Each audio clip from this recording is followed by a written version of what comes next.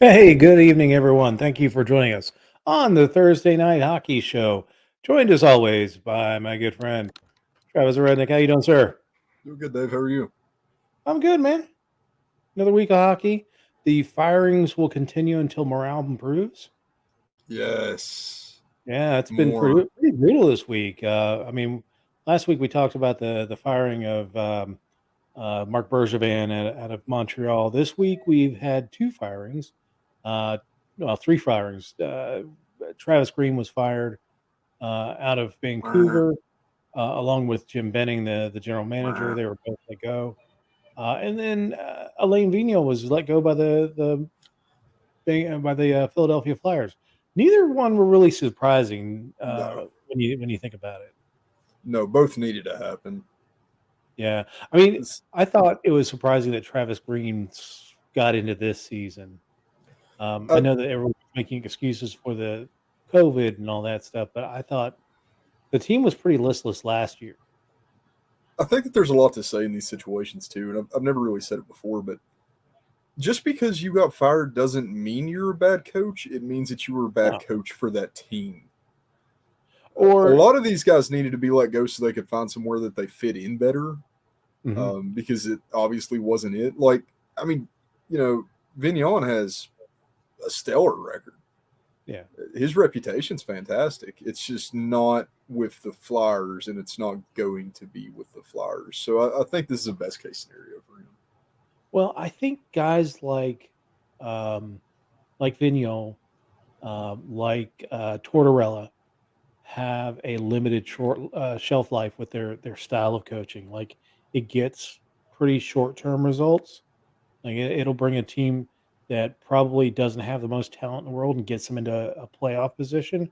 Maybe not the most competitive playoff position, but at least in that playoff conversation. But eventually, that message starts to wear, especially on a veteran laden team, um, like the Flyers are. And I think uh, that's where he went wrong. As far as Travis Green goes, I just don't think there was enough structure for as young No. as his team is. Well, and like you said, Tortorello and Vignon, they would be absolutely stellar tournament coaches. Like, youth internationals. I don't think that you could touch those guys, but they're very they are what they are. I mean, that's just what it is. They're not going to be long term coaches. They don't need a long term coaching job. They need somewhere that they can roll up, get the results they want, and then head out and do it again somewhere else. I mean, I made that point about Ralph Kruger that he did well in international tournaments, but that's because he didn't have that attention to detail that you need on a day to day basis to be a Yeah, he's another one successful that NHL fits that coach. category. Yeah, Yeah, yeah. I mean, he's good, can put together a team that has good short term success. But when you have one that needs to practice every day, so he doesn't have that really strong practice foundation, that's why Buffalo fell off. That's why Edmonton fell off towards the end of his tenure with the Oilers. So yeah, I think Vigneault will be back sooner rather than later. Travis Green probably will need to take a couple of assistant coaching gigs before he climbs back that mountain. Now, in their place, Bruce Boudreau was named head coach of the Vancouver Canucks. I don't think it's interesting interim. choice. I don't think it's interim tag. I think that this is a permanent position for him. Um, before the Sabres hired Granato, I thought that perhaps Boudreau would be the guy that they bring into Buffalo, but you can tell that Buffalo is going a completely different direction. Um, Bruce Boudreau is brought in to win now. So Canucks management knows that it still thinks that they can be competitive in that Pacific Division. Now, it's not the strongest division in the NHL, but they're still pretty good ways back, even though they've won two in a row since Boudreau came on. Um, this is not a good formula for them to have long term success because I just don't think that I don't think you can put a system in that will get them over the hump of the three or four teams that are ahead of them to get into that playoff position. And the Not this 10 or year. yeah. I mean, we're past the halfway point. We have the success story of St. Louis, but the reason Yeah, that I it's mean, such a success story is because it doesn't happen. yeah.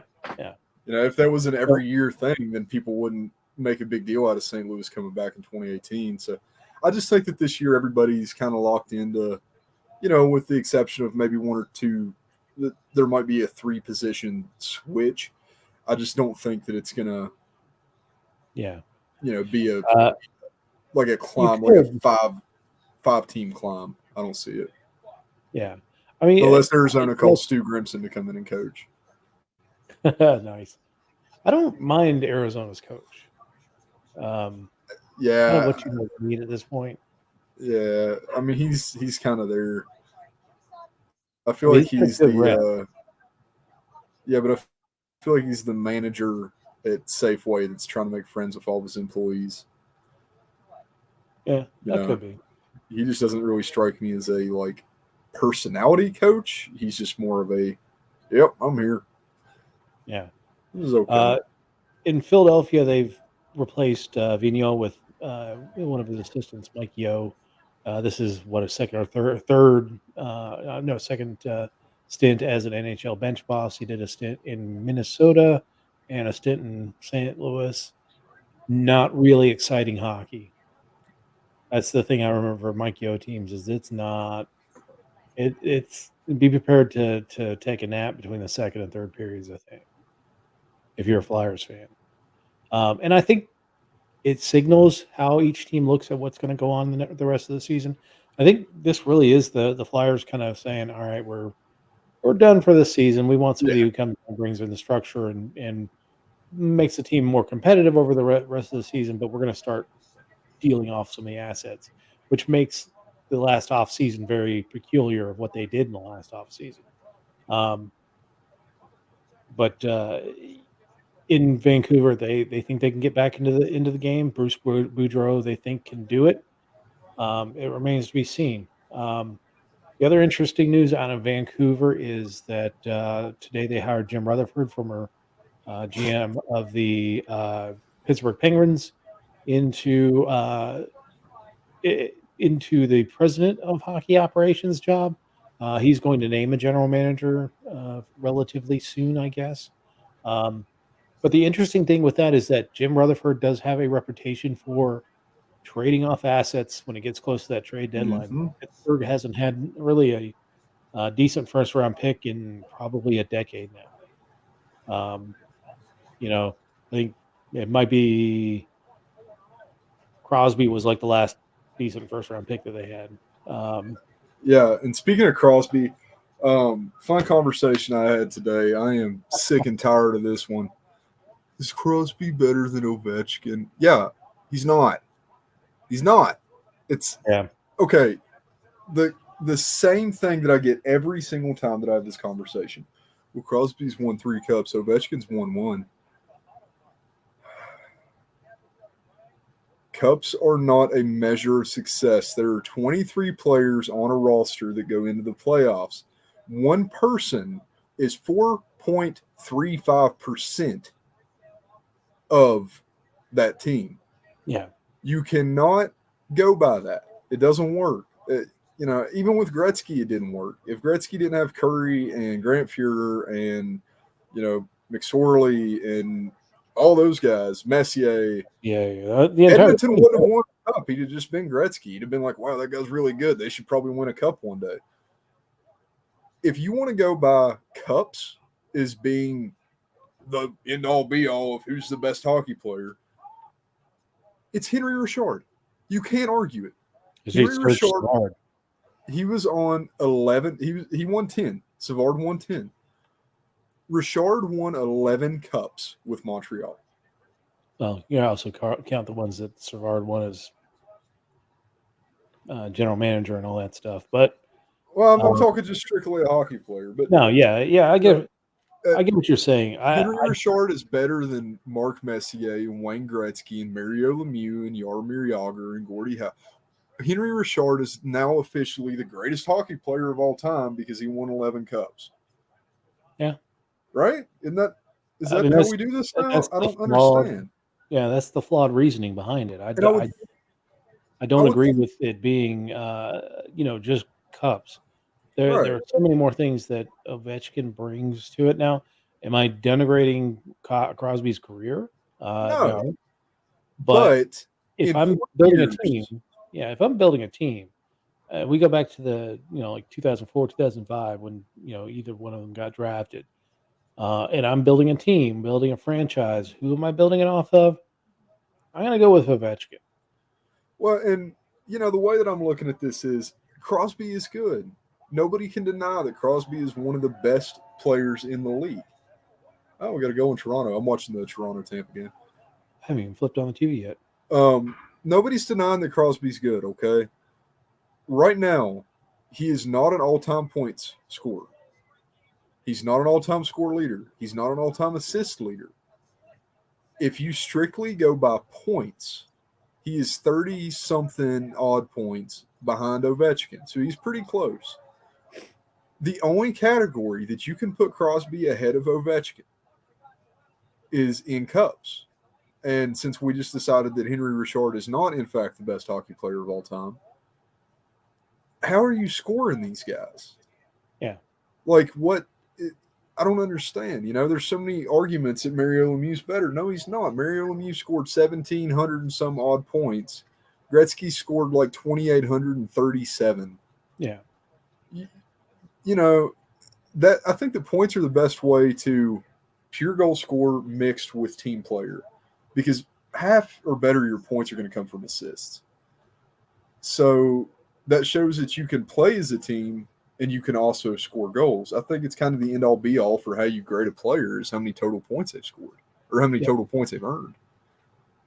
Well, I mean, that's part of it. I think you also have to take into account what he had on his team. Now, you know, for the most part, they've had a good riding partner. Both Crosby and Ovechkin. They had, he's got Malkin. Uh, Ovechkin's got Backstrom. And Backstrom isn't 1/3 of the power play player that Malkin is. Yeah, and Backstrom's good, but I think overall talent on the rosters, I think Pittsburgh had far more talent on the rosters um, throughout the Yeah, year yeah, versus man. 08, 09. Washington. This is, Yeah, versus you know, Washington, I think they had much better talent on the roster up until about 5 years ago, and then it kind of flipped. whenever Washington got Holtby and they actually had somebody in net, and then you started to have those guys filter in that were Yeah, somebody's. honestly, I think more the influence on that team was you're gonna hate this, but two people, one John No, Carlson, no. well, John Carlson, and then Tom Wilson, and Tom Wilson just because he is that uh, Oh, trash pretty can. guy that takes the focus away from Ovechkin and Backstrom, allows them to do their stuff. Trash can. So there are three games going on right now. As we heard just a moment ago, the Maple Leafs are up on the Lightning, 1-0. Andre Kasha with the power play goal. The other two games, the dumpster fire that is the Montreal Canadiens versus the dumpster fire that is the Chicago Blackhawks. And then early in the first, we have the Ducks lead or tied with the Blue Jackets 0-0. So no score in that game. About 4 minutes into the game. Speaking of the Ducks, uh, that Trevor Zegers assist. Yeah, dude. That Okay, well you have a lot to say about this. here's the thing. That great assist, fantastic play, visionary. I'm going to give him all that. It was still a goddamn high stick on that goal. That goal should not have counted. But I understand whether the NHL will choose to look the other way on that high stick because they're going to get so much mileage off of that replay. It's on every highlights package, sometimes 4 or 5 times. Yeah, something has to be on ESPN now. Yeah.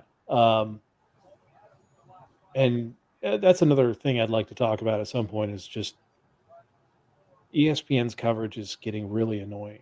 Dude, this Hulu coverage. I mean, half the time it looks like you're trying to play NHL '94 on Super Nintendo. Well, it's so at one point during the third period, so they went commercial free in the third period, which for God's sakes, at that point, I needed a break from John Buccigross. Like the dude was talking about, he's kind of like one of these Canadian announcers who talk about some dude being from Flin Flon or Moose Hammer or Giant Moose Knuckle, Uh, Saskatchewan or something like that. let the people have their day, man. The only thing that ever comes out of those towns is that one player. That one There's player. there's a bar full of people somewhere in the middle of Nova Scotia. As soon as he says that, standing up, cheering, they're spilling beer on each other. They're having the time of their life because they heard their town's name on TV, and it Yeah, wasn't for a meth lab. but it's not towns that John Buccigross mentions. He talks about college hockey, and like I don't care if a dude went to Cornell. I don't care if a dude went to you know East Bumblefuck State University. I just don't Yeah, care. I yeah. really don't care. Um, you know, and at one point during the third period, they went commercial free, and then they showed John Buccigross eating chicken parmesan. Like I know I get that's like one of his signature things, but I really don't need to see the dude eating chicken parmesan. I would Uh, rather see Don Cherry eating grapes. yeah, uh, he's. I mean, he is basic, white girl summer of hockey announcers.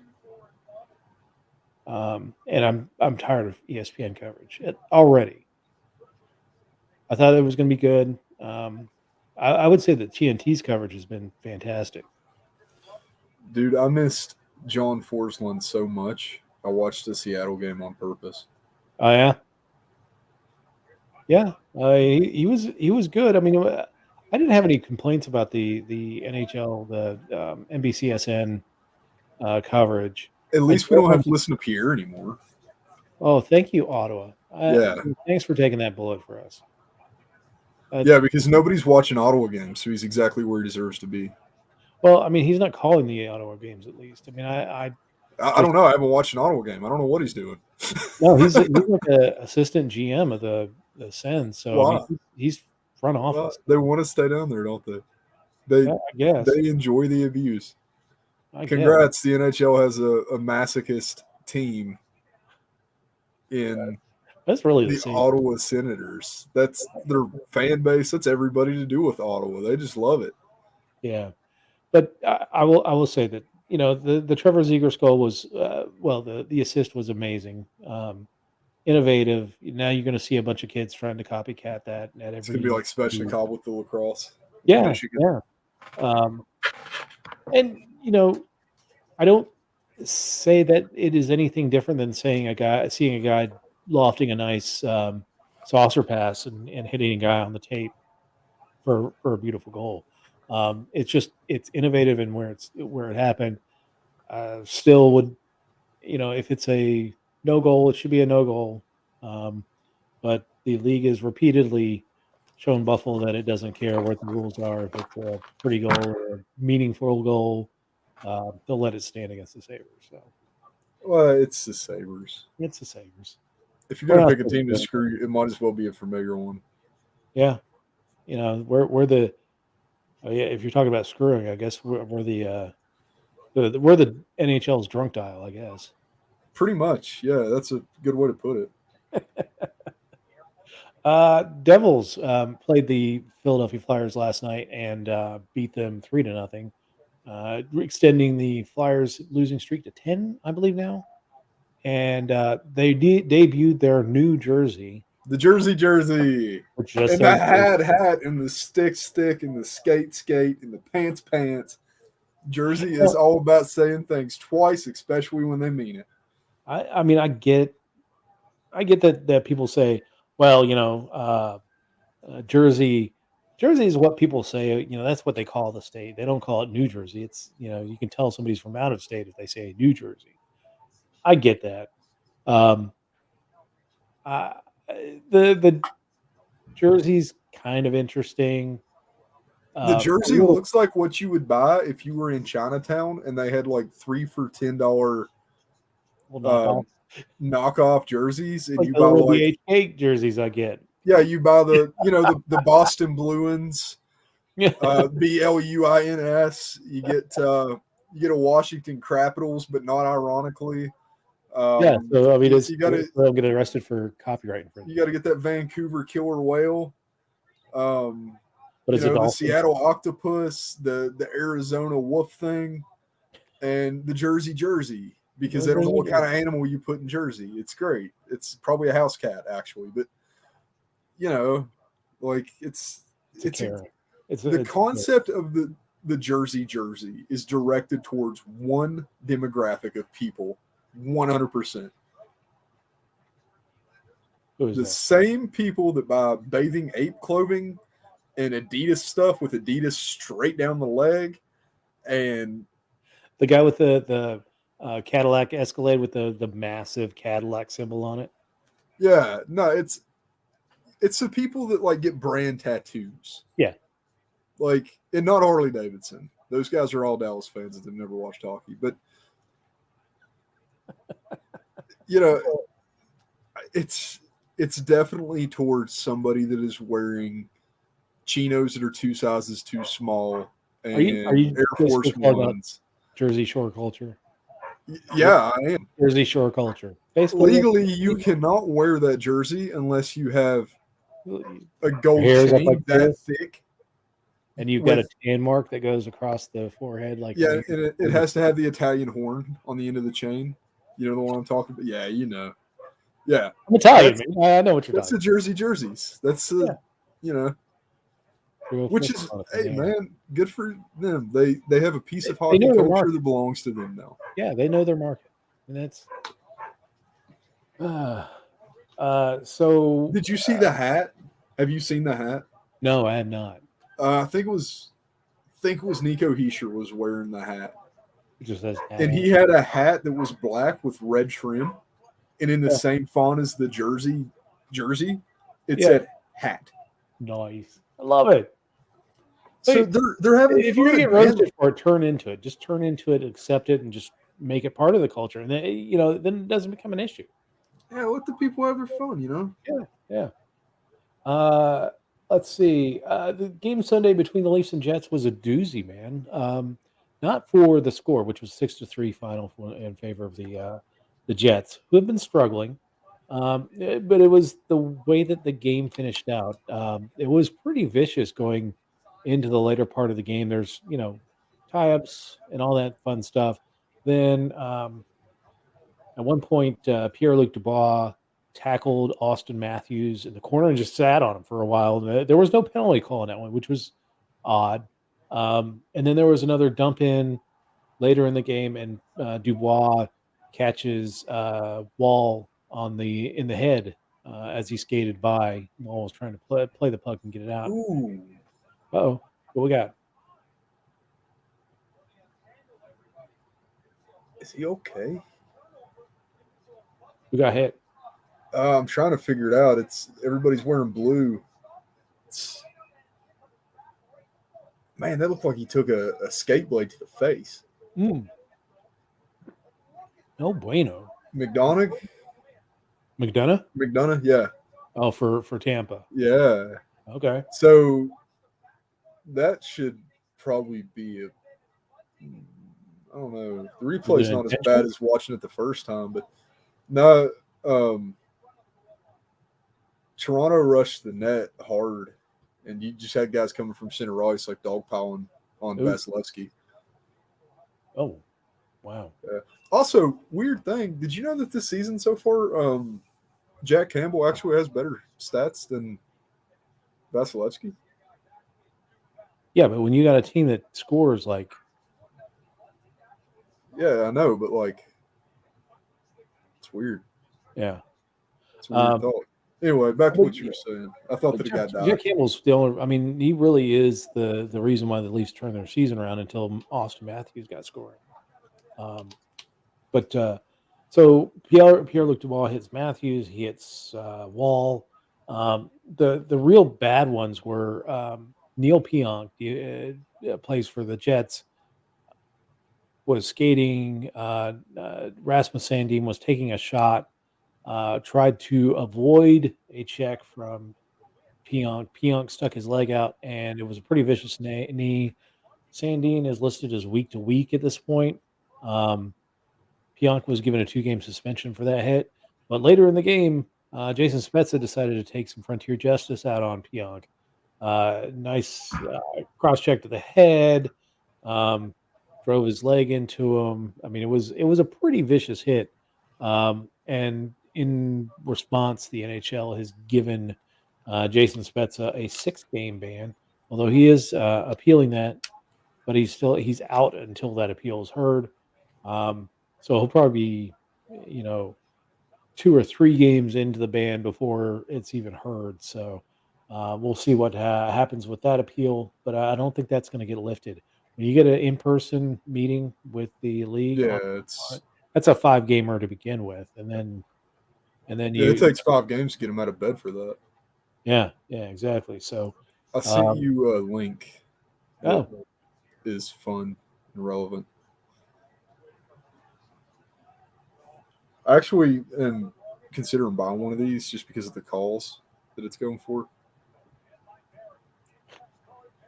Nashville had the best response ever. Nashville sign. All right, let's share this one out. This is Hey, go Tampa! Tampa just is Your it's boys got $100 on Tampa. Got in on them whenever Toronto was up by 1, so we have just tied. And I caught the Tampa plus line start of the game at like 130 over. So, yeehaw! I think I got it at 180 after that first goal. nice.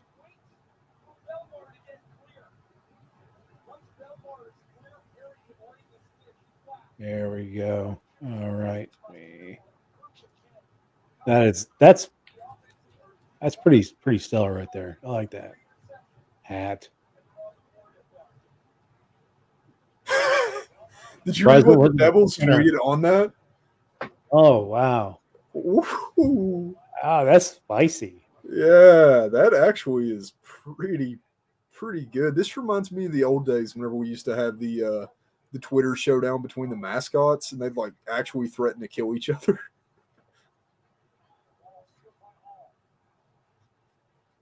13 games. Wow. All right. So yeah. And we talked about the Rutherford hiring.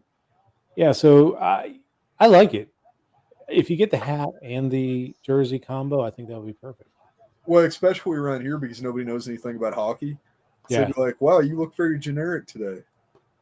Yeah, I mean, when I first saw it, that's exactly what I thought it was. It's like back in the day when I was a kid, that the store brands would just have like a white label and Yeah, black lettering that says beer or corn or whatever that we're selling. Um, and this was kind of the inverse of that. It was black jersey with white lettering on it, and it says Jersey. you know what the first thought that I had was? As part of their jersey reveal, they showed you the colors, and then they just hadn't put the logo on. Like it was like, yeah, here's what the jersey looks like, but we're not going to show you the centerpiece until later. And then I just kind of brushed it off. I was like, okay, cool, yeah, Jersey's going to debut something that might actually be cool this time.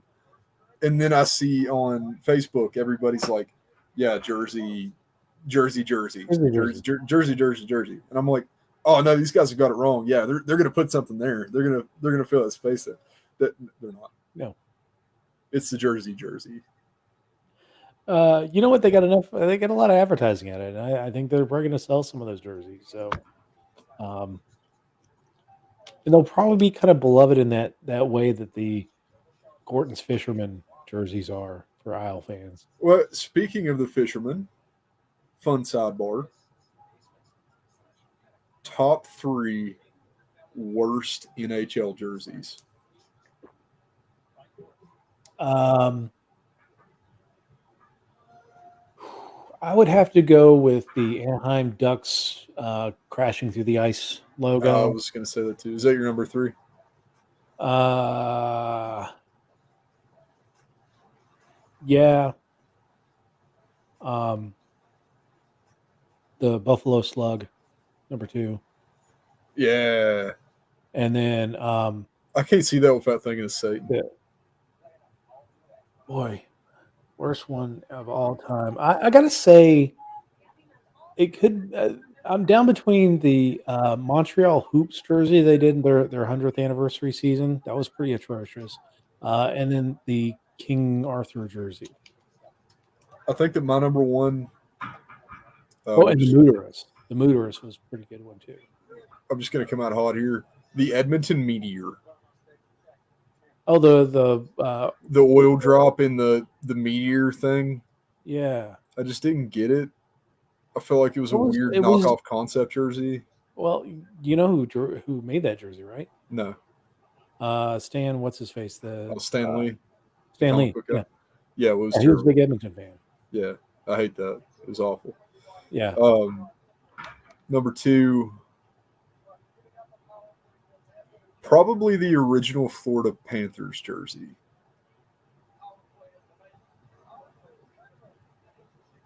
The very first Panthers. It was just the cat head. You remember the cat head? Yeah. It was awful. It looked like a middle school mascot. Like, yeah. I remember I watched this video about Florida's original naming, because the person that owned the Florida Panthers to begin with was Wayne Huizenga, the guy that owned the Florida Marlins. He owned the Panthers. Yeah. He was the guy who ran Blockbuster and wanted to name the Florida team the Florida Blockbusters. And there was some concept art that kind of made sense. It was like this dude in a hard hat with a sledgehammer trying to, swinging the sledgehammer. All right, we're back to the Dirty Birds, man. Yeah, I mean, it was the Blockbuster color, so it would have been like, bright yellow, bright blue. So it would have been WVU with a hammer instead of even brighter blue than WVU. Oh no! Yeah. Like this, like this. Yikes! Number three worst NHL jersey of all time in my. Hey, Tampa's up. All right, there you go. 2-1. Make that money. Get it. Make that money. Number 3 is the Vancouver Gradient jersey. Do you remember that? The red to blue. Oh yeah. It started red at the bottom and it went to blue. You could make a color. There could be a top or bottom 3 Vancouver Canuck jerseys of all times. I mean, number 1's a Flying V from the 70s. It has to. Yeah, the Technicolor V. That was probably the coolest jersey of all time because Tiger Williams wore one. What's the top 3? The best 3 jerseys of all time. Start with 3. We'll work our way up. 3 for me, Wing Wheel. Okay, that's fair. You have to throw a original 6 original jersey in there somewhere. So yeah. 2, I'm probably going to get a lot of hate for this one, but I really, really like it. And it's because it's so odd, and they've kind of messed up a couple of their jersey concepts. But that neon green Dallas Cat. Yeah, man. That is sick. Sharp. I love it. Every time I see it on the house, I'm like, that is sharp. Well, and it's so weird because they missed the color rush. You remember whenever Pittsburgh and Philadelphia did the color rush? Yeah. And there were a few other teams that were in on it too. Toronto, theirs were terrible. Yeah. But yeah, man, I really like that. I think that what's your number 1 first? Ooh. The best jersey ever. Damn. There's so many that are just good. I know that I'll piss off people like, you can't not say the Canadians. I'm not a fan of Canadian jersey. It's a classic. Nobody's hating on it. I just don't think it's the best. I have to tell you, the team that got their jersey right out of the bat was Vegas. Vegas does have a sick jersey. You can't argue with the Vegas jersey. I think that my number 3 is the Hartford Whalers. That's but not the whale tail, the one with Pucky on the front. Pucky the whale. Yeah, because I don't know, man. It just the colors were good. It's essential 70s. Yeah, it's very like that 70s show background picture. Yeah. It looks like it should have been on somebody's couch at some point, and that couch also smelled like pot and asbestos. It worked. It was a nice Nice jersey. Yeah. Number two. Number two is probably the one that people forget about the most. The Washington Capitals '70s star jersey, the one that had the stars down the sleeves. Yeah. Yeah, I really like that. I think it was a very American jersey. You never had to guess who was playing. Like once you see the red and white with the blue stars, I feel like that really was a nice one. Whenever I You know, think of it, I they're always almost, think of Langway wearing yeah, it. you know that they're almost called the Pandas. No, they weren't. Yep. No, Name the team contest. no. Um, well, so they did it. They did a name the team contest, and the two that they came up with, um, Pandas was one of them. That was one of the leading contenders, Wow. and because it was a name the team contest, and they had just got the pandas at the National Zoo, and it was kind of the big thing. But the owner of the Caps at the time just went over. He's like, yeah, we're not doing the name the team contest anymore. I'm just going to call them the Capitals. I mean, if you think about it, Ottawa and Washington are pretty close to being the same name. I mean, they used to have the baseball Senators and the player. Capitals, you know. Yeah, Number one, my number one. I don't care if you like it or not. A lot of people hate it. I love it. You know what it's going to be. There's only one. It has to. Gordon Fisherman, the Kachina. Yeah, No, I no, do like. no. Yeah. The purple third. Oh, the I'm purple. sorry, the green third, the original one. Look Yeah, at yeah, that. yeah. It has the best sleeves of all time, man. It's got little 8-bit cactuses on the sleeves. It's like, nothing says The late Denver Drill. '90s Walmart pattern more than an original CCM Arizona third jersey. It's just, for the time, nobody took Arizona seriously. The jersey made people take us less seriously. They still don't take us seriously. Yeah, So I think that we should just lean into it and embrace the suck because we suck. And so does that jersey, but like in the best way. yeah. But let's talk about your Coyotes, man. I don't want to. Next. So what's the financial situation out there, man? Um, the best thing I could say is somebody from Arizona called all the utility companies. They're like, "Hey, man, can you hold that check for like 3 or 4 days?" And Yep.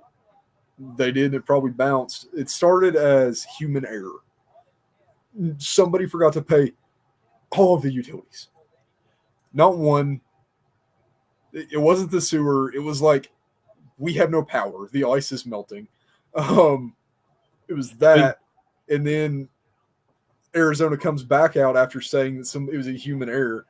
Arizona comes back out and they said this is all misunderstanding. They were paid the entire time, which is a definite lie.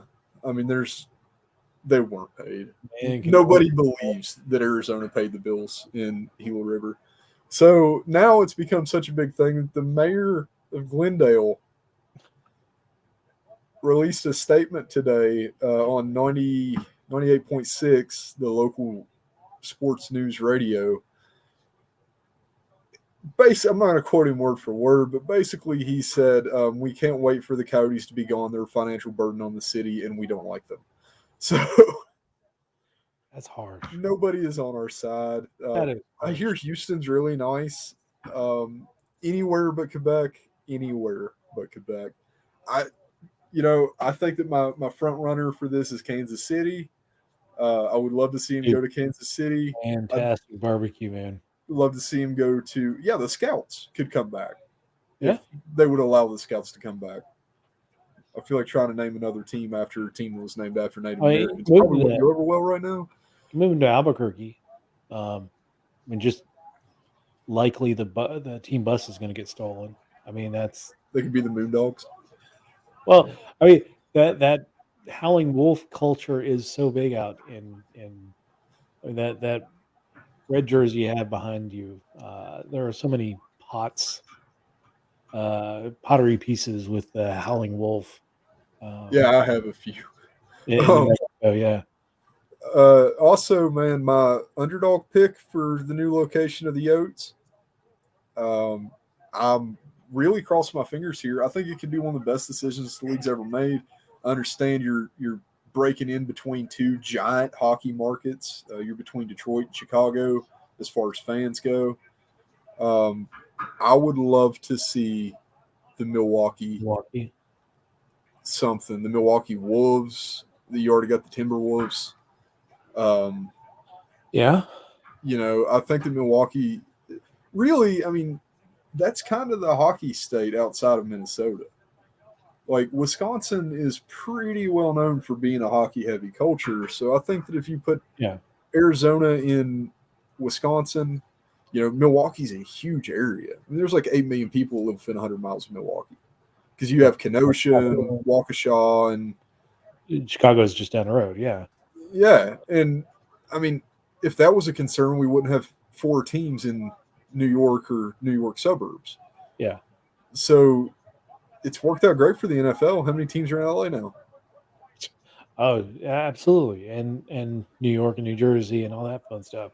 I don't mind that idea of having them in Milwaukee because yeah, you got the Chicago Blackhawks there, you got Detroit right there. Yeah, you're gonna have Minnesota fairly close to. So you're gonna have Built-in rivalries. it's really gonna be like you could make a new division just out of those 4 teams called the Big Ten. Yeah, that's Yeah, bring in the Columbus Blue Jackets, and there you go. I think that it would be sick. I really like it. I mean, The only I main think Batman request will. I have for the Coyotes, I don't care if you change the name, I don't care if you change the jersey, just get rid of that goal song. The Black Keys haven't been cool since '08. Can we stop Yeah, now? yeah, um, Howling for You, we don't hear it enough for it to matter anyway, but still. yeah, um, yeah. That I think Batman is so determined to keep a team in Phoenix, but I think as these news stories come out, then he's gonna start feeling the pressure to get them out of there because Why? Who these cares? are well, this was the really kind of the big first stake that he took in a non-traditional hockey market and Still, dude, getting them down into you know into the desert. We put a team in the desert. and it didn't work. Yeah, and they put a team in Vegas, and that's working because it's this Arizona, I'm not franchise. saying hockey doesn't belong in the desert. I'm saying hockey doesn't belong in Arizona. Yeah. There Well, does come a southern point where it just doesn't. Hockey doesn't belong in Dallas. Dallas still can't sell seats. And I yeah, know a bunch of guys. I have a buddy that is a ref in Dallas, and that's what he does. Like he has a day job, and then every single night he's at a rink and he's refing, men's league games. I mean, yep, that's his thing. It's just hockey should go where it's appreciated, and then it can grow outward from there. If I in West Virginia can become an Arizona fan, you in Arizona can become a fan. yeah. Pick one. I mean, I became a Sabres fan in New Mexico. I mean, like there's if you don't have a local team, you can support any which way that you want to. I mean, I do think that had Arizona had some sustained success, and they had some good success early on, um,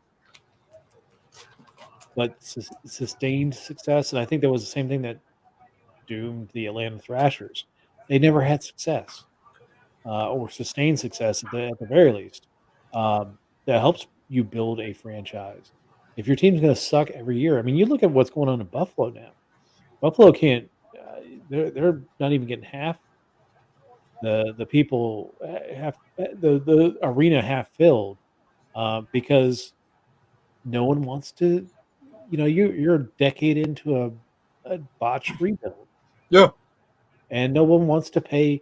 It's a lot of money to go to an NHL game, and to watching that game against the Ducks the other night, there was no effort. Like if you told me one of those teams was coming in off a back-to-back game and the other team was coming in rested since Saturday, I would have told you there was Anaheim that looked like it was a rested team.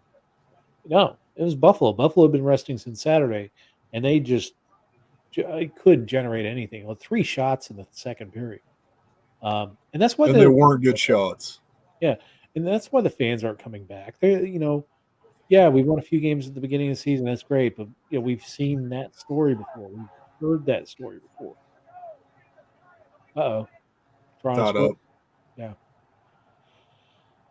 Well, I mean, the good news about Tampa is that Toronto is dealing with some injury issues.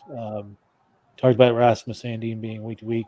Mitch Marner is out 3 to 4 weeks with a shoulder injury that he sustained in practice, Have and you watched him play this year? They're probably better off. there's always that one whipping guy. Like, They're playing Marner right now, so they don't have to call somebody up. yeah, I well, mean, I not like Marner. I'm a Marner fan. He just until he gets his head on straight, he's not doing anybody any good being on the ice. well. He's off the ice for 3 to 4 weeks now. Like right Um, now, the guy that just scored, Nylander. He's on Warriors one. played really, really good hockey this season. Yeah, he's Uh, on a quarter of the contract of Marner, and he's tripled over him in points. yeah. Of course, you have Spets out for 6 games, and you're also looking at Travis Dermott out for. He's on a week to week injury as well. So Dude, Toronto's a little bit almost took the depleted. water bottle off the net. Wow, Yeah, it rung it pretty good. It almost popped up. It was a nice. good shot. It was a point shot too Oh, sweet. on I love when Vasilevsky. they gotta love when they. I mean, that's really almost the only way you can score on Vasilevsky is just point shot tipped. I mean, Speed and he distance. takes up so much of the net. I mean, it's just blind luck to get a goal past him. He's just a big human being. Let's talk about the vicious hit by Jacob Truba on Yuhar Kyra. Put him in the hospital. I was going to say which one because Truba is quickly becoming Yeah, he's getting a headhunter reputation. Mr. Papua New Guinea. Yeah. He is the headhunter. He, And like I said to you the other night, he is to head checks as is Subban to slew footing. yeah, and you're not wrong, man. The problem with what he's doing is I watched both hits a dozen times. I missed the second hit. Who did he hit on that one? He put McKinnon out Oh, and then fought Landeskog. And the Landeskog fight was a joke. The McKinnon hit was not. And I don't know how long McKinnon is out, but I wouldn't be surprised if it's a few weeks for concussion. Kyra went to the hospital. He is up and moving and been released since. And it was a clean He's hit. It was a clean hit. It was. I don't want to admit that it was.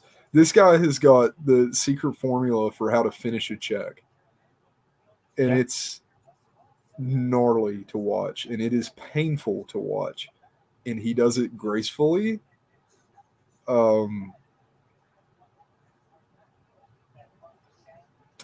Watch yourself. Yeah, I mean, keep your head up, I guess. If a pass gets into your skates, let it go. There is only one guy that I can equate Truba to right now. Stevens? It's the only dude. Clean. Cleanest, dirtiest hits ever. Yeah.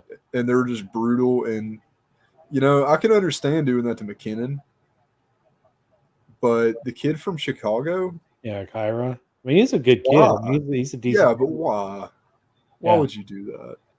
Well, it seemed to light a fire into the Rangers, and they scored 4 goals and won the game 6-2. But okay, but it's not like it was Jonathan Taves. If you're going to take somebody out, take somebody good out. I will guarantee you that Kyra has scored more goals than Jonathan Taves. That's probably true. Yeah, because it's not Patrick Kane. Has not scored yet. Yeah, I forgot. He has not scored yet. I'm still 2 years back, man. COVID's got me messed up. A lot of people had him messed up too. Yeah, right. Now he's going to be on COVID protocol because he went to the hospital. Yeah. Double whammy. Jeez. He's going to come back for the return game against the Rangers. There you go. No, man. I would not go headhunting on somebody that matters, but not that much. Yeah, I mean, it did seem a little. Is excessive. Yeah, it was The excessive. use of excessive force. Yeah, he'll be a cop when he retires. And it was not in Minnesota. Yeah. Anyway, hot Yeah. and not. You What's that? got guys. I got guys. Hot and not. Who's? Oh, wait a minute. We got one more thing to talk about. Carey Price. Oh yeah. Price is back. Is now skating in pad. Actually, a couple of goaltenders that we can talk about. Carey Price is skating, getting close to a return. Although I just don't see it. I mean, I think he'll play a couple games with the Canadians, but I think he's moving on sooner rather than later. His games with the Canadians are going to be staying on his head test run. He's going to try as hard as he can to get the best contract he can whenever he moves out. Yeah. This is a trial to show that his personal time off didn't end his career. Yeah. Well, I think it's just to prove to Edmonton, who, I mean, everyone is saying Edmonton is where he, one, it's a good fit for him, and two, it's good. It's, they have the need. Well, you know what I see happening here? What's that? This, to me, looks exactly like the 0-2 Colorado Avalanche. Bringing in Bork. Bringing in Bork and Patrick Waugh. Well, no, Patrick Waugh was 96. Or yeah. Still. But it's that move that puts them over the top. That, it's a talented team. Like, everyone forgets with the Colorado Avalanche when they moved to Colorado, the year before they won the President's Trophy. They were the best team in the Eastern Conference, and they get dumped in the first round by the Rangers.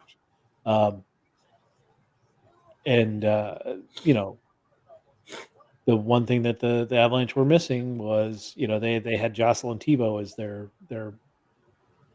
goalie, and he got swapped with Patrick Waugh. And hell yeah, that's an upgrade, man. Oh yeah, big time. I mean, I saw Thibault play, not Tim Thibault, Jocelyn Thibault, and they made the right decision. Canadians did not make the right decision leaving Patrick Waugh in the crease for 9 goals against the Detroit Red Wings. But I think he's going to be moved. Another goaltender that we heard from is Ben Bishop, who hasn't played in like the last 2 years.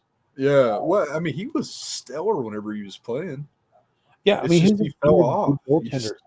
But here's the issue: he's now doing a conditioning stint with the Texas, the Austin affiliate, AHL affiliate for Dallas, and so he's going to be down there for a little bit. But this leaves the nets in Dallas very full because you've got Braden Holtby, who they signed. He's there on a 1-year contract. They've got Jake Ottinger, who's kind of the goalie of the future that they, plays pretty decently when he's in there. And then they have Anton Khudobin, who's a solid, he's not a starter to me. I think he's a 1B. He's always that backup, but he's a solid backup. I've got a feeling that of those 4 goaltenders, you're going to see either Bishop or Khudobin move. I don't think Holtby's going to stay either. I don't think that Holtby's going to be there long term. Long term, no. I could see Holtby in Anaheim. I think long term, yeah, but you got John Gibson there. I mean, as long as he stays healthy, which is always the concern with John Gibson. Yeah, but Gibson and Holtby. I mean, 1-2 tandem. Pretty good duo. Yeah. But Ottinger's the guy of the future there, and oh wait, this is fun. Right now on TSN, they're asking which would be your 33rd team, which is a code word for where's Arizona going. Where are we going to put Arizona at? We don't want to say we're going to put Arizona somewhere, but where are we going to put Arizona at? It's between Quebec City, Houston, Hamilton. No. Definitely not. That's another Buffalo. Well, it's between Buffalo and Toronto, and neither one of those markets is going to give up. Right. that Yeah, territory. if people from Buffalo haven't given up yet and went to the Toronto side, they're definitely not going to the Hamilton side. No. Kansas City, Yeah. and I didn't see the other one, but that's just funny that they're already asking basically where is Arizona going. See, you can't talk about a 33rd team in the NHL unless you're committed to going to 36 teams. I think that you just need to stop. I think everybody needs to stop this. Talent is spread so thin right now already. You don't see Yeah. powerhouse teams like you saw in the 90s. Like, there is no, or even the 80s, man. Like, you look at the 81 Wheelers, you'll never see that again because of cap space and Yeah. guys The know what cap. they're worth. You either would have to move the cap up to an MLB standard, like Yeah. Have a up, luxury tax type thing. and it's never going to happen, Yeah. or just stop with the extra teams. Trim some fat. Ottawa doesn't need a team. Anaheim probably could move. Um, Nobody cares what happens to Arizona. Like, honestly, right Remember now, just flush this and let me pick another team. a few years There's still ago. talk about moving Florida. Oh yeah, because I mean, I watched a Florida game the other week, and And it's it wasn't empty. the Buffalo game. It was a different game against a good opponent. Florida still is not putting anybody in the seats. No, because nobody That's why. cares. The ultimate protection against getting your team relocated is winning a Stanley Cup. The NHL has never done it in its current configuration. Like they won't do it. No, you Uh, can't. yeah. So um, if Florida And ever wins the Stanley Cup, then I think they get that kind of protection. But if they, let's say they lose the next year, this year, and next year you don't get fans, you're still a competitive team. They're going to absolutely look at moving that team. The only thing that's going to Hartford, keep them in this, well, they're not. Yeah, they're not going to move them out. I've always thought that they might go to Quebec City. That would be the team that goes to Quebec City. I don't think there's going to be another team in Canada. I don't think so either. I don't think it's Yeah, a financially. I think it's a poor idea. yeah, the owner is he's a U.S. military guy, like defense contractor. I don't think he's going to be too keen on owning a Canadian hockey franchise. Well, and it's just the financial situation in Canada. Yeah, yeah. You just can't put a team there unless the city is ready to support it, and not just putting butts in the seats. I'm talking about corporate sponsorships, which is what doomed the Quebec Nordiques to begin with. They couldn't get the corporate sponsorship to buy the boxes and do the things that make a franchise successful. Plus, then you're talking about players wanting to come to Quebec City. Dealing with It's like players want to go to Winnipeg, and that the and Ohio of Canada. you know, you can get players who want to go to Montreal because of the storied franchise aspect of it. Especially as a French Canadian kid, yeah, you would want to play for the Canadians because that's probably who you grew up rooting for. You're not going to have that mystique in Quebec. Then you're also facing some of the highest taxes on the continent Yeah. as a player. So, to be able to make what a $5 million player is making in Florida, you're going to have to be making like more than nine Right. to make it work. Yeah, And because Florida doesn't have an income. yeah, and you're just not going to be able to make up that in Quebec City. You just can't. Not there's not the I'm sure there's nightlife there. There's just not the it's not Florida. It's Miami. not Miami. It's not Tampa. Dude, the only other place on earth that's comparable to Miami is Ibiza. Yeah. Like, it's Miami, you know? Yeah. So yeah, I don't know where Florida would move. That would be a interesting one because I don't think they would move them out west.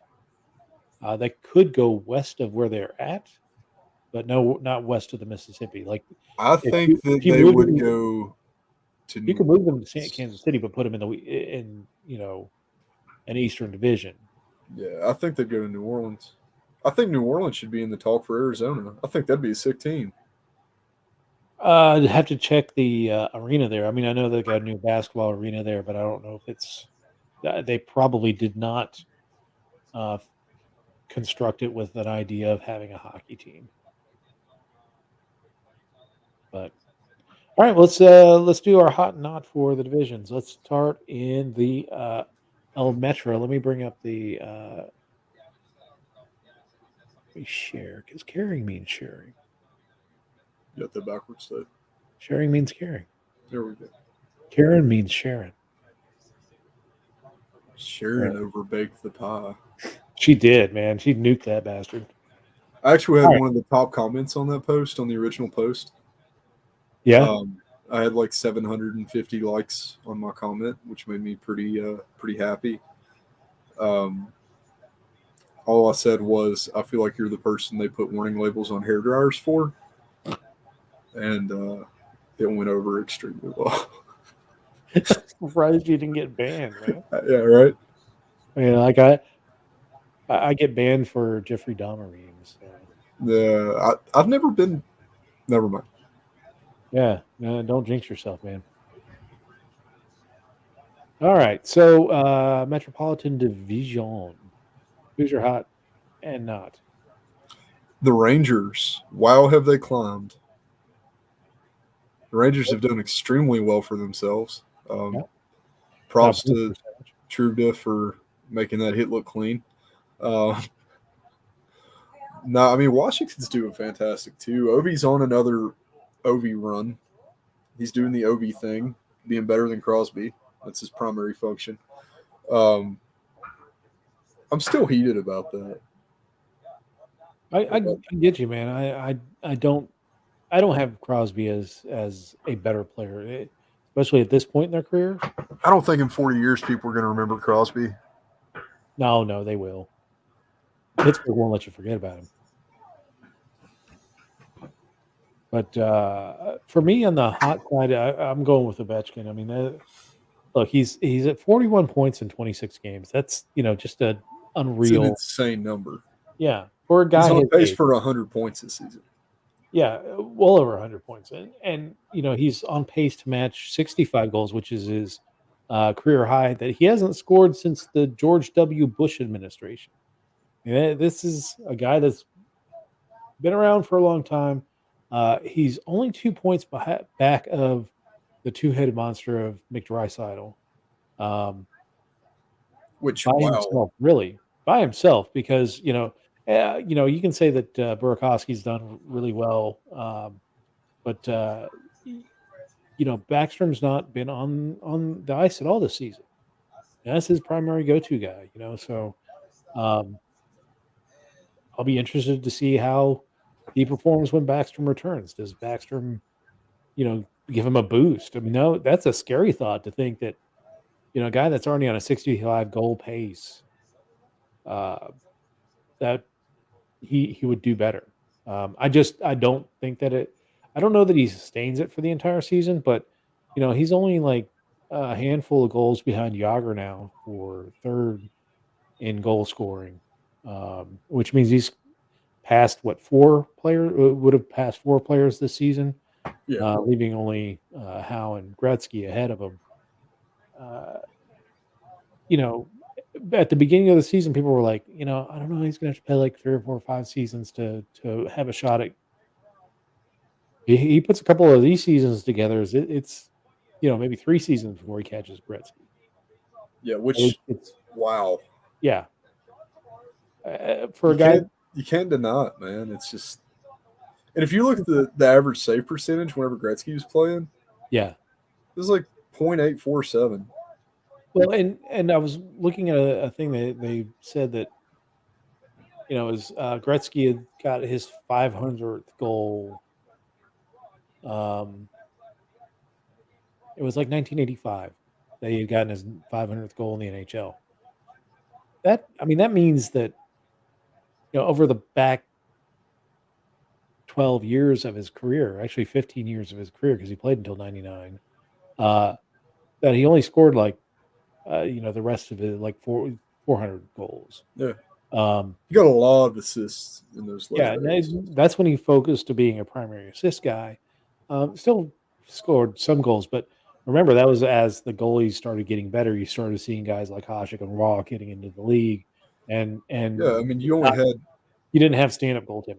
You you know, know, 83 was his last year of Edmonton. So, like, by the time he had scored 500 goals, he hadn't even played for the Rangers yet.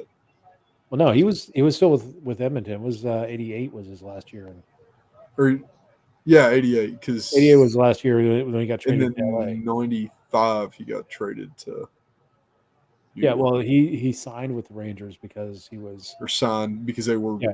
His yeah, they contract had with a the weird Kings contract. ran out, but he was traded at the trade deadline to St. Louis. Played with St. Louis for 2 months. Um, Gretzky and Brad Holt together.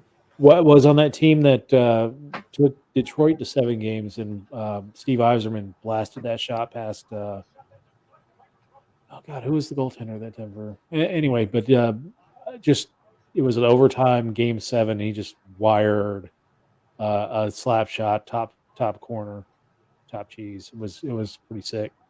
Um, that was the last time Gretzky played with the St. Louis Blues, and then he signed with the Rangers in the offseason. Um, yeah, so Ovechkin's my hot player. Not hot. Who do you have in this division?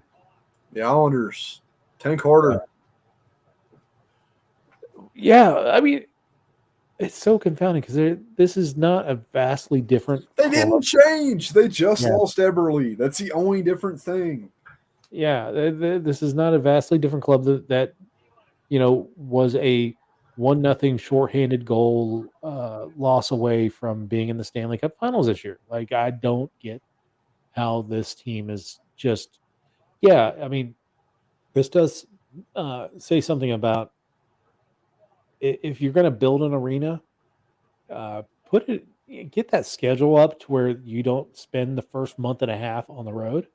You know, uh, uh, don't like how do you go through building an arena and then say, okay, well, we're for first month and a half, we're just going to play road games, 13 games on the road, and hope for the best. Yeah, they're a talented team, but I mean that's tough. I just don't get where the Islanders are going, and I remember that morning waking up and Philadelphia fires Elaine Vigneault after an 8-game losing streak, and I'm looking over at the Islanders on an 11-game slide, and you're like, I mean, they did finally get the win against Ottawa, but that was Ottawa, Yeah, that's and they everybody's still bye haven't week. won at It's home. Ottawa's almost as bad as Arizona. Yeah, they still haven't won at home yet. You go on the road for 13 games, you think you get back home, you're going to start stacking points. Nope, not here. For me in this division, my not hot is Rasmus Ristolainen. Let's Not a talk big about his Bristol kick. last 6 games. He was a -3, -3, -2, -3. Game that they played Colorado, he was a +3, and then he was a -2 in his last game. Uh, you know, that's -10 on this, on the slide. Just taking the minus games, that's 9, 11, 13, -13, and you got that one decent game against Colorado, which they still lost 7-4. But he was a +3 on that one. But holy cow! I have not looked at Yeah, Robert Hagg's stats for what he's done, and I have not looked up Isaac Rosen's stats in the Swedish Hockey League to see what he's doing, to see how badly we have fleeced the Philadelphia Flyers in this deal. it's been bad. It's It's bad. I mean, Robert Hagg is not the best defenseman, but he's competent. I mean, he's not the problem in Buffalo. I will tell you that right now. Another Rasmus is the problem there, but yeah. So that's my not hot in the Atlantic Division or the Metropolitan Division, because what they gave away. What, get a goal? Almost. All right. Let's take a look at the scores right quick. So you're 2-2 in that game. Yes. Blackhawks and Canadians are still scoreless almost halfway through the second. Blackhawks are on a power play. Ducks and Blue Jackets are 1-1. We got goals from Isaac Lundstrom and Alex Tessier, and another game that started. Actually, two more games that have started. The Predators and the Islanders are tied at 1. Ryan Johansson for the Preds. Charnik for the Islanders. So 1-1 late in the second. Early in the first, the Red Wings and the Blues are tied at 0. So it's like 17:42 left in the first. So. Man. Full net wraparound and sent it right through the crease, straight out the other side, almost touched the goalpost. Oh, man. I hate that. All right. Hate to see you. I hate to see it. Let's talk about the Atlantic. Hey! Looks like Tampa's taking the lead. Tampa is up 3-2. Also, weird thing about this game so far, the shots, we are about a quarter way through the second period, 11-14. Ooh. Low shot game. So I see the goal scorers in that game. Belmar, this is for Tampa. Belmar, Stamkos on the power play, and Andre Palat just got that goal. For the Maple Leafs, it's Andre Kasha and William Nylander. Nylander was the last 7 seconds of the first period. So, but Lightning back on top. All right, so let's talk about the Atlantic. Who do you got hot? My hot right now actually is the aforementioned Jack Campbell. He is very, very, very impressive right now. I think that if he continues on this road, he's going to become one of the absolute tops for the league. I don't think that you can call a goaltender a top goaltender now until they've done it for 2 seasons in a row. Yeah. Just because there's so many phenoms. We had the Carter Hart thing, we had the Bennington thing, we had Nedeljkovic going insane. So I'm going to say right now that I feel like he's on pace to become somebody, and he did have a great year last year. So I'm going to give him a year for that. If he finishes out this year being this guy, then you're gonna hang it I'm going to give him, But I think that right now the important thing to focus on with goalies is longevity, because everybody seems to have like 15 minutes of fame as far as goalies go right now. The caveat with the Toronto goaltender: if he loses round 1, everything is going to be on him. Oh, it's all his fault. Yeah. So he's going to have to win round 1. He's going to have to get that monkey. Now, my hot in this division is also with Toronto, and it's Austin Matthews. This guy, he started the season late. First 3 games back, he didn't score, but since then he's piled on 17 goals, and it's in December he's got 7 goals. Has a hat trick, a 2-goal game, and goals in his other 2 games. Has not scored tonight a goal, but you can almost bank it for him. Wayne Simmons and Alex Killorn look like they're getting a little heated with each other. That would be a good scrap. That would be a very good scrap. I haven't seen Simmons fight for a while. Yeah. And, without Spezza there to take a dirty hit, you're going to have to rely on Wayne Simmons. Who's your not hot? My not hot right now is actually, it has to be the perfection line in Buffalo. Or not Buffalo, I'm sorry, in Boston. I feel like they're falling off. Well, I mean, you're missing Marchand with the suspension. Yeah, but before the suspension, I mean, earlier in the week before he got it, this whole year they've kind of been underperforming to par of former years of the perfection line. So, Bergeron, he's still probably the best in faceoffs in the league. But like his goal scoring just went down exponentially since the last 2 or 3 years. Yep. For me, I'm going to have to, first time this season, I'm dropping the bomb on the Buffalo Sabres. Oh, 1-8-1 on the last 10. How many weeks did we make it? Yeah, we made it. It was pretty good. Pretty good run. Good run.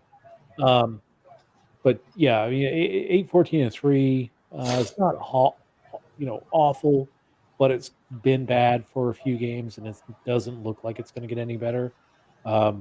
Ukko-Pekka Luukkonen did get his first game. Bless Did you. not look bad. Thank you. Did not look bad in nets. You know, I don't know how you stop that shot uh, from that alley oop pass. I mean that especially when it's hit him with a high stick. Um, but I don't I don't see. So the first after the first game when we just roped Montreal, and granted we didn't know how bad Montreal was going to be, but uh, Kyle Okposo comes out and he says, "Hey, we know that there's been issues here in Buffalo. We're going to play a harder style of hockey." And for a few games, it seemed like they were strong on the puck. They were making good passes. They were, you know, even if they weren't winning, they were still playing semi okay. Um, the last few games have looked very Kruger-esque as far as effort goes, and that's what we don't want to see. If we're losing a game 6-5, I'm okay with that. If we're losing games 2-1, I'm okay with that. If we're losing games 4-1, 5-1, and it's a garbage goal in the last period that we score, and we get skated around for you know 45 to 50 minutes of the game, I can't watch that. That's just, I mean, I've seen it too many times, and I don't know what's going to happen if bringing in Alex Tuck is going to light a fire under the team, or getting some stability in the goaltending. Right now Craig Anderson's listed as it went from a day to day to a week to week. Now it's a month to month injury for him, so we're not going to get Anderson back. Subban got injured his first game against Carolina, um, and not that he looked all that spectacular. He got lit up for 6 goals. Um, so Buffalo's got, they're on their fifth goaltender. One's okay, Dustin Tokarski. One we don't know anything about in Subban. One is a prospect, and one is absolute trash, and that's Aaron Dell. And then of course Craig Anderson is proven, but just injured. We're not going to get any use out of him. So either UPL takes flight here, which I'm not going to put that on this kid. I don't want to put it on this kid. Or this is just, I mean, it's already going to be a long season. It's just going to get worse. You had a minute. You got to breathe. The Yeah. waterboarding ended for long enough for you to catch your breath, and you thought it Yeah. was over. And welcome back, Dave. Yeah. Welcome to the bottom with us. Yeah. Back in the low lights again. All right. Did I get your not? Oh, yeah, Boston Yeah. production. All right, Western Conference. Let's talk about the Central Division. Who do you got hot in the division? The thrill. Yeah. He is proving that contract was not a bad idea. And looky in this division, who is in second place now? Surprisingly, I I'm happy. Like, I'm not upset that they made it up there. Um,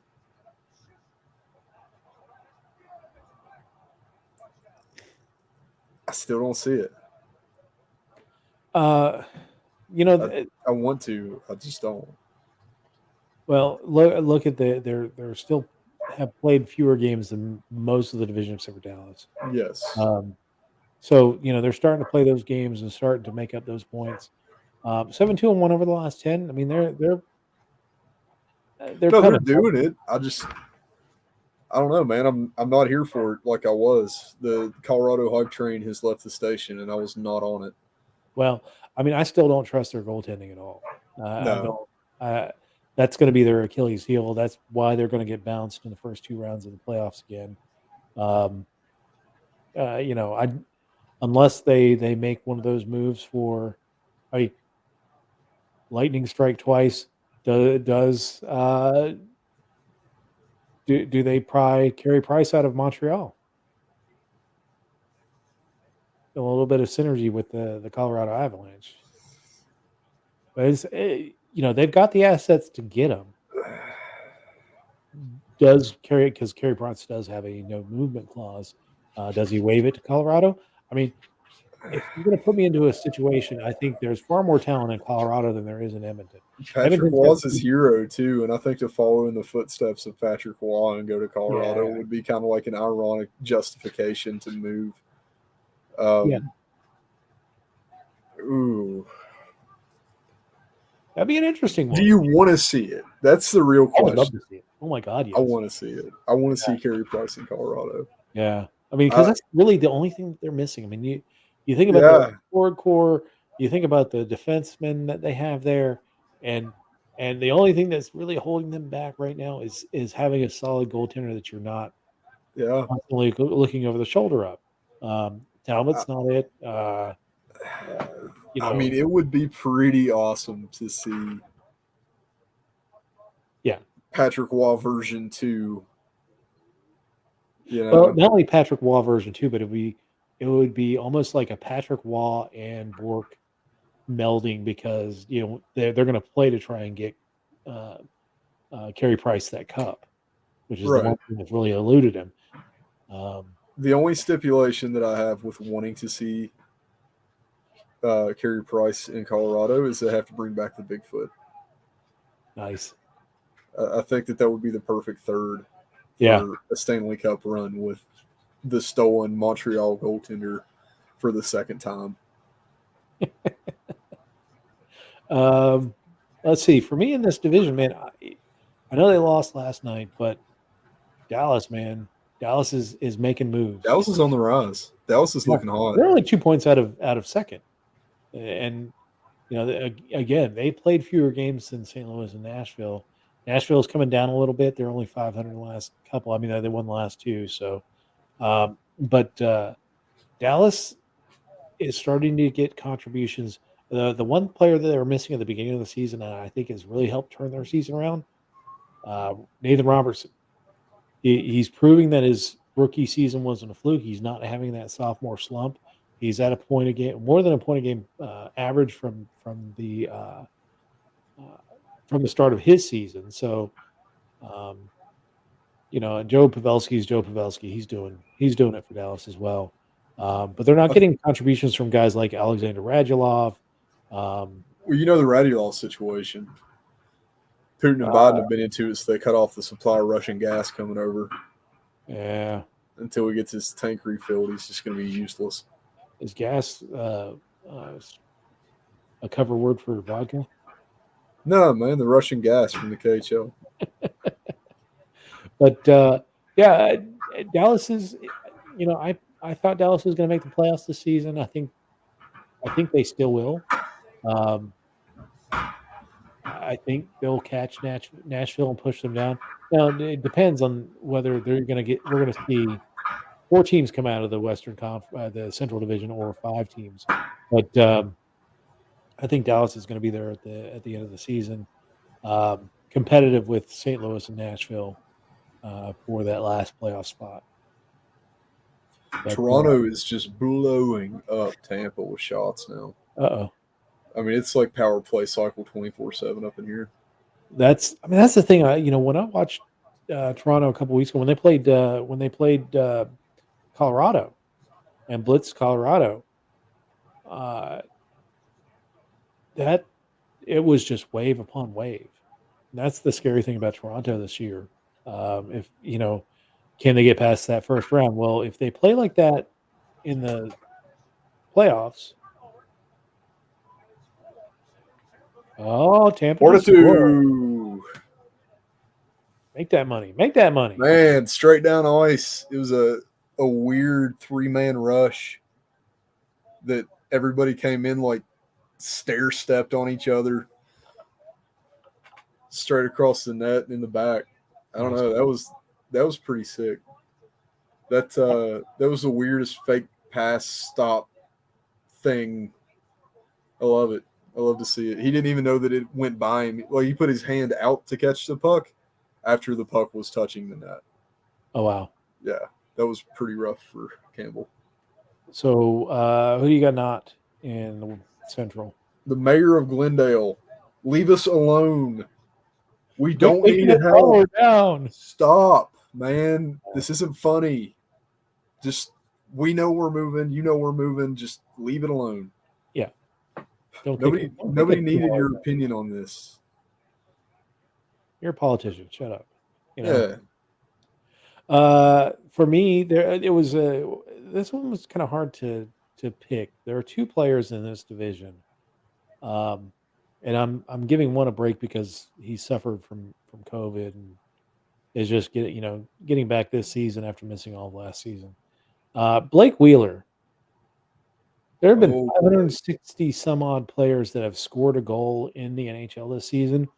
None of them are named Blake Wheeler or Jonathan Taves, but I'm going to lay it on Blake Wheeler because he should have some goals at this point, and it's unacceptable that we are over a quarter of the season in, and he has zero Yeah. goals, 13 assists. Um, but you know, Winnipeg is kind of floundering um, in this division. We thought that they would be better, but they're 3-6-1 in the last 10, and they're sixth place. Again, they're tied with Dallas and Nashville. Well, Dallas for fifth, and 2 points out of second, but still, It's Winnipeg. weird. Winnipeg was up there, and they've kind of let that whittle away. Um, so we'll see But what happens. Arizona now has a cool dozen points. Look at that. We made double digits, boys. Yeah. You're only three behind Montreal. That physically I think hurt. you're going to catch. I think you're going to catch Montreal. Montreal is just hot garbage, and I think at some point they're going to start going for this McMichael kid. Probably Yeah. after the World Junior, when Nah, they he's see him playing ours. the World Juniors. McMichael's They're gonna ours. Yeah. ah, gotta McMichael lose versus it. McDavid. Got to Battle of the lose it to win Max. it. Watch, well, watch Edmonton not make the playoffs That, and win the lottery and get their they first. can't. They don't have Taylor Hall anymore. All right, so the Pacific Division. Who do you got hot?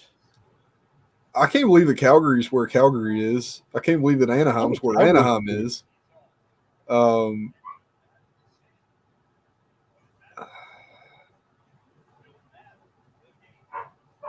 I didn't think this one over.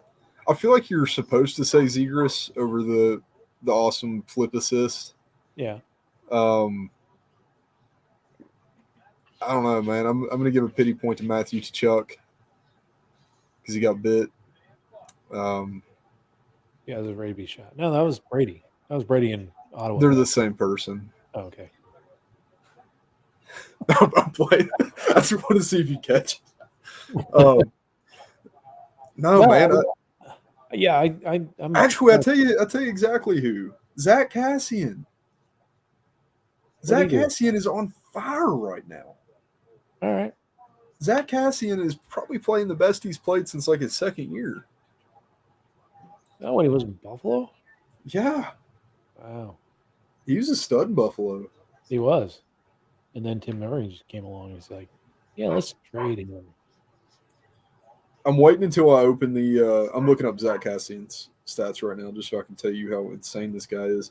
All right. Um, While you're doing that, I'll tell you, Anaheim is my hot team. If you had told me at any point this season, even like 2 games into the season, that they would ever be in second place, um, before the season starts, of course they're going to be in first place because they do it by alphabetical order. But after that, there was no guarantee that Anaheim would ever stay anywhere near first or second place.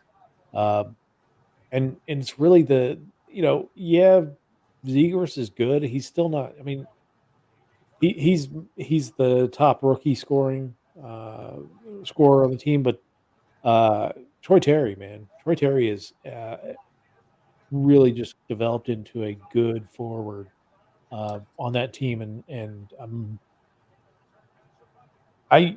he really brought it when he was on the U.S. Junior team, and I thought there was, this kid can't miss, and he had a few rough seasons to start his NHL career, but really developed into a nice forward and a scoring threat for the Ducks. So they're my hot one. All right, tell me about Cassian. Said Zach Cassian. I meant Zach Hyman. Oh, Hyman. Yeah, I've Hyman. got Battle Berta in my head all day, There you and go. all the Zachs are the same. It's just like all the It's Chucks. like all the Rasmuses and Yeah, there's too many. Buffalo too and many. Philly and Zach's also my least favorite name oh, for anybody. Yeah, go figure. nice. Known some rough Zachs. Sorry if you're watching this, rough Zach. But it's nothing I haven't told you in person. Zach Hyman, he's at a -2, but I mean the guy's 11 goals and 8 assists, which is really saying something for where he's at on the season because he's not even first line. Yeah. Um, I don't know, man. I've just been watching him I play a guess lot. that he gets that power play time with the McDavid Draisaitl.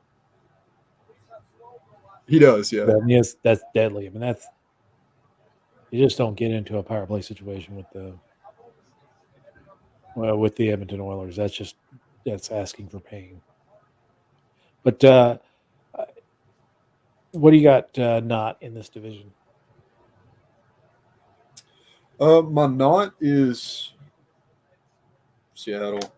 I feel bad going for like top and bottom every time. I feel like I just go, yeah, those guys are good. Yeah, those guys aren't. But it's not the team of Seattle. It's whoever allowed these draft picks to happen. It looks like the 67 Penguins coming back up in here. Yeah. It's just a terrible team. I mean, they're just bad. Like, they They get had a good something. run. They had a good run when they went out east on their first East Coast road trip. Yeah, but they They looked good, but they didn't do much. they got a couple. They got a couple wins. They beat my Sabres, of course, but They got a couple wins, but they weren't like wins. They were like, oh, there's a fluke. Yeah, you got it by one. They're a -17 right now. which is not bad when you look at some of the other teams. But I get your point. To Yeah, me, but they pretty much had free reign to build another Vegas. exactly. I mean, I will not disagree any way, shape, or form of how they drafted. I mean, they could have had Carey Price. They could have had Gabriel Landeskog. Um, they could have had Vladimir Tarasenko. I mean, they could have built a really good team out of the box. Now, they built the way they built, and I still don't see it. Um, The only thing that is approvable that they did was Jordan Eberle. That's pretty much it. Eberle and the draft pick Matty Beniers. I mean, Yeah, but I'm saying current roll through. yeah, Like Giordano old. yeah, Grubauer kind of sucks. That's why Colorado didn't win a cup last year. yeah. Um, I don't see it. I don't see it anywhere. Krieger had one semi decent season. Yeah, it's just Seattle is still suffering the repercussions of their awful draft picks. Yeah, they could have had a really good team out of the box, and they chose to. I don't know if it's a development route that they're going, but we'll see. For me, it's Los Angeles. I can't they're wait. not- 2 or they're- 3 years from now, Los Angeles is going to be the smokingest team in the league. They should be, yeah. I mean, Arthur Kaliev is on the team, and he's not doing anything. He's only got 7 points on the season. Right now, Andrei Kopitar is the alpha and omega of this team. He's still on a point a game pace, but he's like the only one. If it's not Kopitar, Kempe, who else? Iafallo. They're really not getting any contributions out of any of that youth that they're stockpiling. Like I said, Kaliev has 7 points. He's like the top young player on that team. They're going to get Phil Kessel. That'd be an interesting. I LA don't know. with Phil Kessel. I don't know if they do it this season. No, I mean, I think they do it this season. I think they do. I don't think that they're going to be in that playoff conversation. I don't think it's a playoff move. I think that Kessel will take a low contract, get on a young team, and be the veteran quarterback. I mean, I can see that in the offseason because he's on his last year, right? Yep. And So, he is but I not think staying with us. no, he's draft capital. They're going to deal him off. I don't think he goes to LA at the deadline. I think they deal him off to I could see the Pens making that dumb move again. Um, Oh, reunited and it feels so good. yeah, um, for whatever playoff push they want to do. But Well, right now it's basically an alumni game. So yeah, I could definitely see him signing in Los Angeles at the end of the during the summer. That would LA has a lot of cap. They have a lot of entry level contracts. They have a lot of cap space. They're going to be looking for somebody like Kessel. Kessel probably would find it agreeable to go to a young team. yeah. Because where else is he going to go? Number one, who Well, wants him? Because he has a performance record, just not recently. So he's been stuck in the desert for 3 years doing nothing. A lot of teams are going to wonder if he's still got it. Nobody's going to pay up for him except maybe a young team that wants development. I think that him and LA could be a good fit. I mean, we'll probably Buffalo wouldn't go for him because we've got You have an old man. we've got Skinner. I mean, like Yeah, we don't really need that. So, right. but yeah, Los Angeles, they're just. I didn't expect great things out of them, but I thought that they could make some noise in this division, and that I they're think still, they've got years. I think there's 2 years left, and then you'll see you know, the they, rise of the Kings. oh yeah, it's coming. I haven't really been paying it. I know Byfield got injured in the preseason. Is he still out, or is he, I think so. or is I it haven't seen him. I watched letting him an stew? LA name LA game the other night. And I didn't see him, so I assume Yeah, he's still out. I haven't seen him on the stat sheet, so I'm assuming he's either still injured or is just going to let him stew um, in the AHL for a year to kind of shield him from losing. So I mean they've dropped 8 of their last 10, although they did get a couple loser points out of He that. was So, there. but yeah, that's pretty much it. You got anything else for the week? I mean, I think that's all. Vote somebody new in Glendale. Yeah, Um, that's about it for my wisecrack comments from the end of the and show that I usually have. I hope the Bills remain paid. I At don't. least, I hope at they least don't. until I actually hope that we become the first team to fold mid-season because we couldn't afford to stay in our arena. nah, they'll make you travel. No, just You'll be the vagabonds, the hobos. I'm just gonna be straight up, man. No, I mean the NHL will take them over if it gets to that point. Like with I'm envisioning a Carolina third jersey where they have the two flags, except like instead it's a Kachina bottom border and a red handkerchief on a stick. on a stick. Yeah, And I don't I wouldn't hate hate that. it. Yeah, I wouldn't hate that. I'm kind of it's like an Easter egg in a video game. Yeah, yeah, that would be pretty awesome. I You mean, know not what? awesome Turn the for lights off. We'll take flashlights, get her stuff out of the locker room. It's all right. but yeah, I mean, if it push does come to shove and they're not paying their bills, the NHL will take them over. I mean, they did it when Buffalo's owners got sent to jail. The what was his name? The Adelphia cable magnate who was fudging the books. And they sent him to jail. Yeah. NHL had to take over in 2002, 2003. So I mean, it's not unprecedented that the NHL takes over a team, but if the NHL takes over because they did with the Coyotes for a while. If they have to do it again for Arizona, I'm sure that is 150% the death knell for desert hockey. All right. So here's a question for me and you. Yeah. So it's very obvious now that I'm being given a second chance in my hockey life. Um, one phase of my young life is over. One of my poor decisions. I don't know if you know the story behind how I became a Oh Coyotes yeah. fan. Yeah. Yeah. So sorry, Ethan, you're dead, and so are the Coyotes. Um,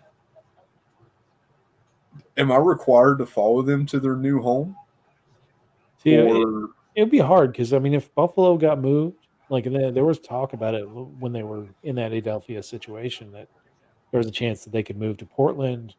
There was a chance that they could move to Hamilton. Balsillie was looking at them at one point, and would have been the easiest one for him to have acquired and moved to Hamilton because it would have taken half the objecting parties out of it by moving Buffalo into Hamilton. If Buffalo was moved, I don't know that I could vote. I could root for him. so? Like when Do the Thrashers moved, I've actively rooted against the Winnipeg Jets ever since. do I have to? My backup, my East Coast team is Carolina. Yeah, which is not a bad Um, choice. I don't. What do you do here? Do I keep Carolina as my in pocket home team, and I I pick mean, another team, you could or switch. I mean, you could switch it where Carolina becomes your main team, and whatever the Coyotes becomes yeah, your the Hobos? secondary team, and go for it that way. But I don't think that it would be hard for me to root for a team that. And in Got this moved. case, it's a little different because, like with Buffalo, there's always been fans. They're passionate fans there, and there are passionate fans in the desert. Don't get me wrong. No, no. There are. It's just it's hard to It's spend like that kind of three. money. It's hard to spend that kind of money and know that you're going to get your ass kicked. That's just not So, only get your ass kicked, but there's a chance that you're going to get embarrassed watching that game. so how do I do this? What do we do? Well, you got to wait till it happens. No, you don't. It's time to go ahead and set the groundwork for the new team. You're going to start I have putting. Coyote shoulder pads. I have the lizards from that awful third jersey from the 90s on both of my shoulders. These mean nothing now. Do you understand how this has affected me, Dave? Damn.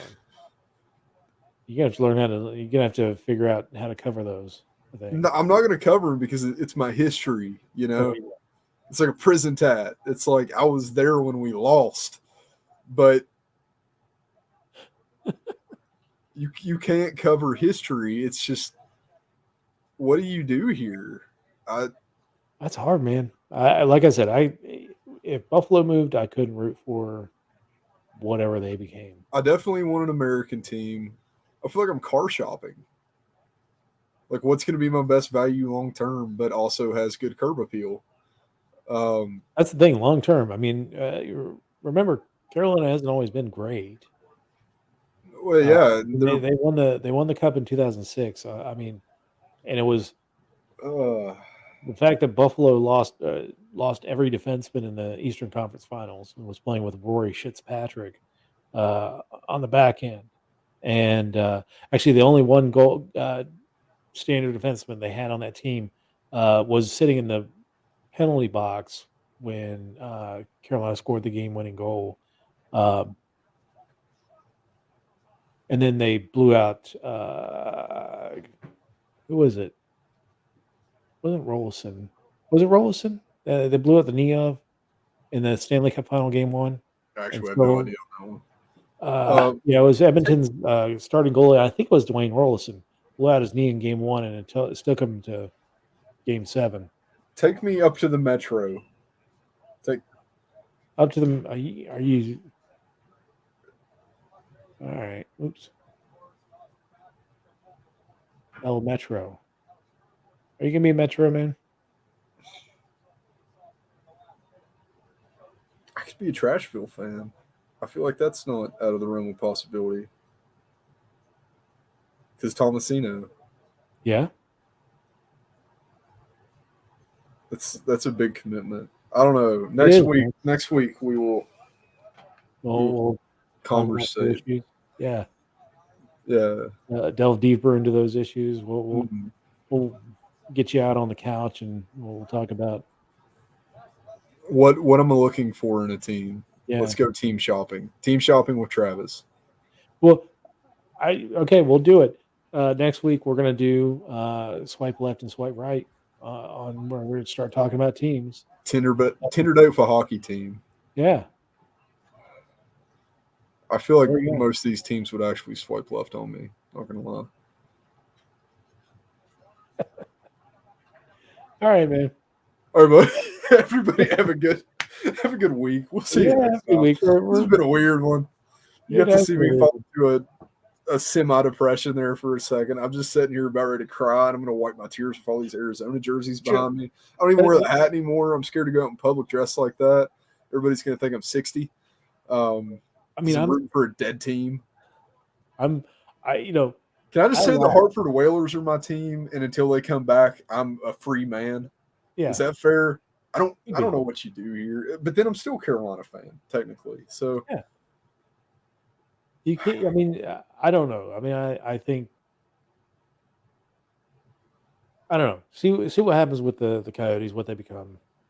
I mean, it was hard for me when Atlanta got moved from us with like 2 weeks of notice. that's And what's going to happen to us. well, no, you guys know it's coming. You Well, guys okay, know it's coming. Like Atlanta knew it was coming a little bit. no, I mean it was. I mean, let's say if Bettman had They invested a quarter of the effort that he did to keep Arizona in Arizona during all the times that the NHL had to take over the franchise. I mean, I don't know. It's Atlanta is, one of the top media markets. The reason why yeah, and hockey doesn't work Atlanta, there. what reason why Atlanta lost those teams is because they had franchises that couldn't put a winning team on the ice. When they had a winning team, that 2005 2006 season, that arena was filled. It's just you had so much competition for the sports dollar, not just, you had an NBA franchise, you have the Falcons, you have the Braves, you have, two major colleges in that area, several smaller colleges. So there's so much competition for the sports dollar in Atlanta that if you're not putting a good team on the ice, you're not going to get the fans in the seats. And most of the nights when Atlanta played, it was like Eh, 60% other team fans. yeah. I mean that's kind of how Arizona is. Yeah. You never see red.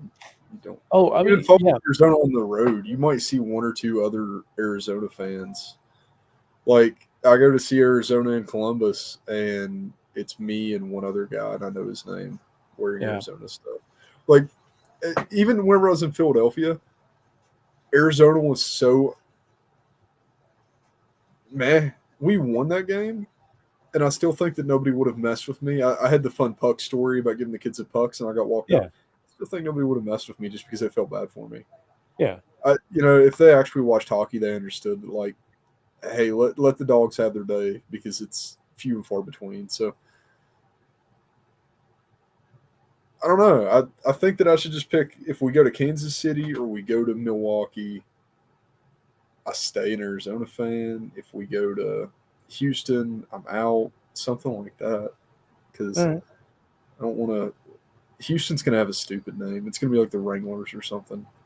Well, here's the thing about Atlanta that pissed me off is that um, you know at the same time there was a group trying to buy the Coyotes and move them to Canada, and it was this last second deal with this True North group that Gary Bettman brokered to bring in to take Atlanta and move them to Canada to shut Canada up and to get the heat off of. Bettman has always had this love affair with the Phoenix market. I don't know why, but he has fought so hard to keep a team there. Yeah, that's Yeah. Yeah. All right, man. Well, It's been a thanks, everyone. sad ending. Sad ending. This turned into the end of Fight Club. Blow up the buildings. We just blew up Arizona. There you go. All right. Well, All right, bye, guys.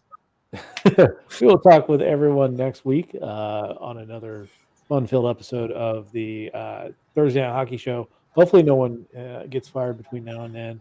Hopefully, everyone is still in Glendale at that point. Next week on the Thursday Night Hockey Show. As the world turns. Arizona's gone. All right, man. Thanks, everyone, for joining us, and we'll talk to you all next week. Later, guys.